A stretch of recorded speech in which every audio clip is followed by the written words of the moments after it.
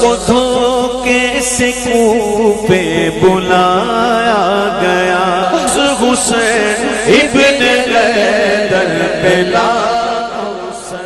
الحمدللہ رب العالمین والصلاة والسلام علی سید الانبیاء و خاتم النبیین۔ السلام علیکم، میں ہوں نوید احمد اور آپ دیکھ رہے ہیں میرا یوٹیوب چینل قرآن حدیث اردو۔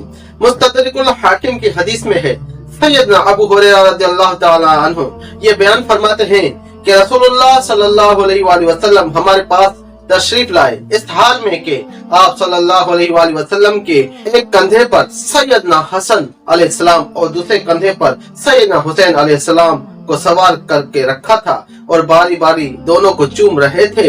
ایک شخص نے عرض کیا، اے اللہ کے رسول صلی اللہ علیہ وآلہ وسلم، کیا آپ ان دونوں سے محبت رکھتے ہیں؟ آپ صلی اللہ علیہ وآلہ وسلم نے ارشاد فرمایا، ہاں، اور جو ان دونوں سے محبت رکھے تو گویا اس نے مجھ سے یعنی رسول اللہ سے صلی اللہ علیہ وآلہ وسلم سے محبت رکھی، اور جس نے ان دونوں سیدنا حسن اور سیدنا حسین علیہ السلام سے بغض رکھا تو گویا اس نے مجھ سے یعنی اللہ کے رسول سے بغض رکھا۔ اللہم صلی علی سیدنا و مولانا محمد وعلی آلہ وبارک وسلم۔ صلی اللہ علی محمد۔